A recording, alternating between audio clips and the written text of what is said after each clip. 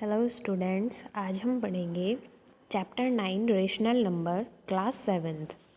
आप जानते हैं रेशनल नंबर जो होते हैं वो पी अपॉन क्यू की फॉर्म के नंबर्स होते हैं। जैसे कि आप 3/4 लिख रहे हैं तो वो आपका रेशनल नंबर है। इसमें आप ये देखिए, आपकी बुक में यहाँ पे लिखा हुआ है a rational number is defined as a number that can be expressed in the form p upon q where p and q are integers। p upon q की फॉर्म में जिस भी नंबर को हम लिख सकते हैं वो आपके सारे हो गए रेशनल नंबर्स, जिसमें आपको q की जगह पर कभी भी ज़ीरो नहीं लिखना है। p जो होता है वो न्यूमिनेटर में होता है और जो q होता है वो आपका डिनोमिनेटर में होता है। इसका मतलब किसी भी फ्रैक्शन में आपको डिनोमिनेटर में ज़ीरो नहीं लिखना है।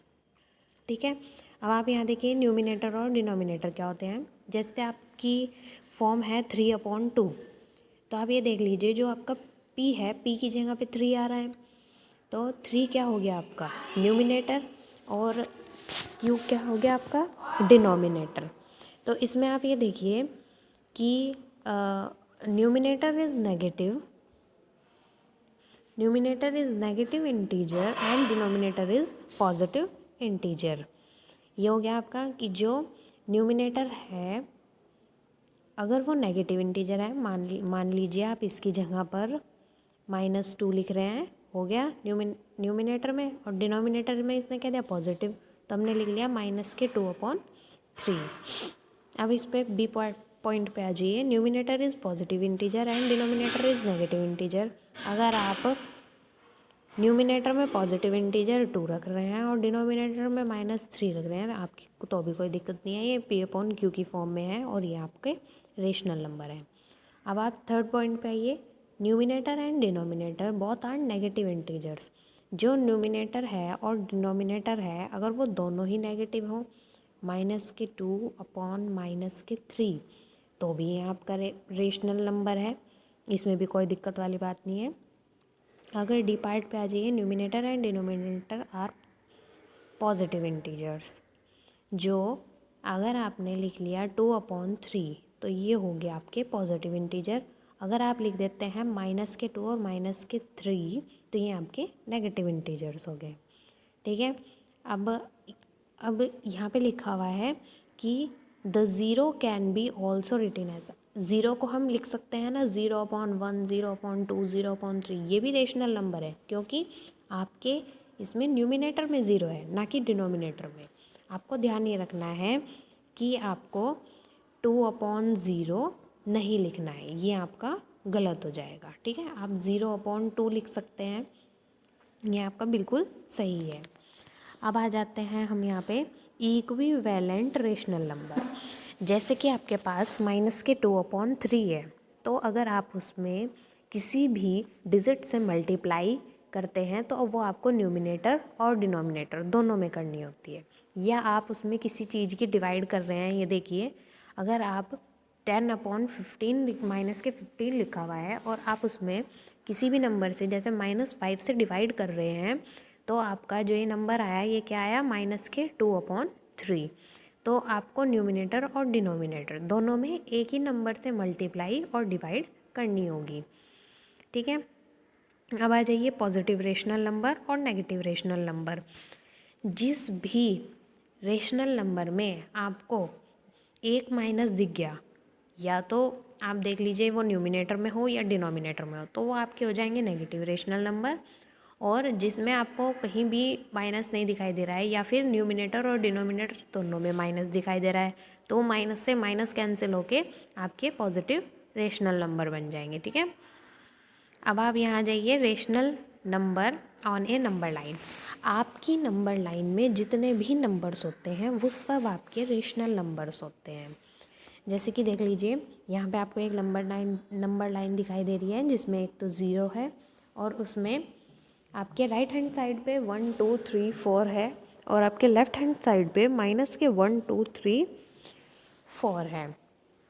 तो आप ये देख सकते हैं कि जो ये नेगेटिव साइंस हैं, जिधर नेगेटिव साइंस लगे हुए हैं उनको हम नेगेटिव इंटीजर्स बोलते हैं, जिधर पॉजिटिव है उसको हम पॉजिटिव इंटीजर बोलते हैं। और जो हमारी ज़ीरो होती है वो ना तो ही पॉजिटिव इंटीजर होती है, पॉजिटिव रेशनल नंबर होती है, और ना ही वो नेगेटिव रेशनल नंबर होती है। ठीक है, अब आप यहाँ पे देखिए एक नंबर लाइन पे आपको दिखाई दे रहा है 0/2, मतलब कि आपने उस नंबर लाइन को 2 से डिवाइड कर दिया कि 0/2 -1/2, यहाँ पे देख सकते हैं ना, ये 0/2 -1/2, 1/2, 2/2, ये सब आप देख रहे हैं। तो ये भी रेशनल नंबर्स हैं। ठीक है, तो रेशनल नंबर की स्टैंडर्ड फॉर्म कौन सी होती है? जिसमें उसको डिवाइड या मल्टीप्लाई करने के बाद वो छोटी से छोटी वैल्यू बचती है, जिसे हम आगे किसी भी नंबर से, किसी भी एक नंबर से डिवाइड या मल्टीप्लाई ना कर पाए। जैसे कि आप देख सकते हैं 3/5 है। अगर आप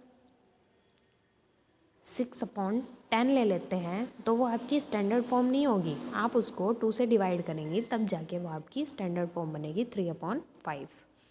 ठीक है, द रेशनल नंबर, यहाँ पे देखिए, the rational number is said to be in the standard form if its denominator is positive integer and the numerator and denominator have no common factor other than 1। अब आप ये देखिए, जो कोई भी रेशनल नंबर होता है उसमें जो कॉमन फैक्टर होता है वो सिर्फ 1 होता है, क्योंकि आप 1 की 2 से मल्टीप्लाई कर ले, 3 से मल्टीप्लाई कर ले, 4 से मल्टीप्लाई कर ले, तो मल्टीप्लाई करके वही नंबर आता है। तो इस वजह से जो कॉमन फैक्टर होता है रेशनल नंबर्स में वो सिर्फ 1 होता है। और स्टैंडर्ड फॉर्म वो होती है जिसमें आप को 1 के अलावा कोई भी कॉमन फैक्टर न्यूमिनेटर और डिनोमिनेटर में दिखाई नहीं देता है। जैसे कि आप एग्जांपल फर्स्ट देख सकते हैं, reduce -45/30 in the standard form. तो इनको स्टैंडर्ड फॉर्म में हम कैसे कन्वर्ट करेंगे? हमें दिखाई दे रहा है कि इसमें जो कॉमन फैक्टर है वो अभी 3 है, ये 3 से डिवाइड हो सकता है। तो हमने इसको 3 से डिवाइड किया 45 को, तो ये आ गया -15, और हमने फिर 30 को 3 से डिवाइड किया तो ये आ गया हमारा 10। तो उसके बाद भी ये -15/10 बच रहा है। अब आप देखिए, अब हमने इसको डिवाइड किया 5 से, तो अभी भी ये डिवाइड हो सकता है ना 5 से, तो हमने इसे डिवाइड किया तो -3/2। तो इसकी जो स्टैंडर्ड फॉर्म आ गई वो आ गई -3/2। अब आप देखिए, अब जितने भी एग्जाम्पल हैं ये आपको अपनी रफ नोटबुक में लिखने हैं, करने हैं खुद से बिना सॉल्यूशन देखे। ठीक है, अब आप ये देख लीजिए, कंपैरिजन ऑफ रेशनल नंबर। अगर हम किसी भी रेशनल नंबर का कंपैरिजन करते हैं, मान लीजिए आपके पास 2 रेशनल नंबर्स हैं, ये वाले -5/10 और -2/10। आप इन दोनों का कंपैरिजन कर रहे हैं कि ये कौन बड़ा है या कौन छोटा है, तो हम सबसे पहले इसको स्टैंडर्ड फॉर्म में कन्वर्ट करेंगे। जब हम इसको स्टैंडर्ड फॉर्म में कन्वर्ट करेंगे तो -5/10 जो कन्वर्ट होगा वो -1/2 से, और -2/10 जो कन्वर्ट होगा वो होगा -1/5 से। तो ये सब कन्वर्ट हो गया है। तो अब आप देख सकते हैं जिसका डिनोमिनेटर बड़ा है वो तो है छोटी वैल्यू, और जिसका डिनोमिनेटर छोटा है वो है बड़ी वैल्यू। जब आप इसको देखते हैं माइनस से माइनस कैंसिल हो जाएगा, तो फिर ये दोनों वैल्यूज़ पॉजिटिव रेशनल नंबर में बदल जाएंगी। अब आप देख सकते हैं example number 3, 4/-9 and -16/36 represent the same rational number. आपको इन दोनों को सेम रेशनल नंबर में रिप्रेजेंट करना है। तो हम कैसे करेंगे? पहले तो नहीं, इसमें हमारे से पूछा गया है कि क्या हम इनको सेम रेशनल नंबर में रिप्रेजेंट कर सकते हैं। देखिए, अगर आप 4 का टेबल पढ़ते हैं तो उसमें हमको 4 4 16 मिलता है। तो आपने यहाँ पर 4 के और 9 के साथ -4 और -4 की दोनों में न्यूमिनेटर और डिनोमिनेटर में मल्टीप्लाई कर ली। तो ऊपर आपको मल्टीप्लाई करने पर क्या मिला? -16, और डिनोमिनेटर में आपको मल्टीप्लाई करने पर मिला 9 4 36। तो आप देख सकते हैं ये इसमें माइनस छुटा हुआ है। यहाँ पे जब माइनस माइनस की मल्टीप्लाई होगी तो वो प्लस हो जाएगा। ठीक है, अब आप इधर देख सकते हैं -(16/36). अब आपने इसमें ये यहाँ पे डिवाइड का साइन है,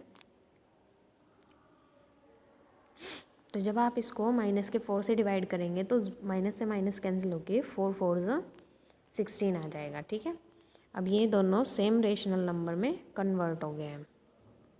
अब आपको ऐसे ही सारे एग्जाम्पल्स करने हैं।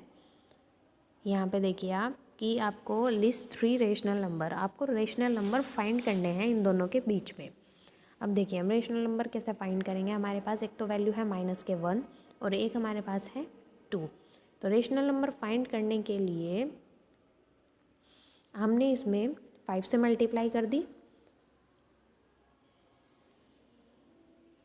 तो 5 से मल्टीप्लाई करने के बाद ये -(1) इधर बचा, और 5 से मल्टीप्लाई करने के बाद इधर 5 2 10 हो गया, तो ये 5 -(10) अब आ गया। तो अब आप इसके बीच में आप देख सकते हैं कि डिनोमिनेटर में दोनों सेम है, और न्यूमिनेटर में आप इधर से शुरू करेंगे -(10/5), -(9/5), ऐसे आप इधर तक -(1) तक आ जाएंगे।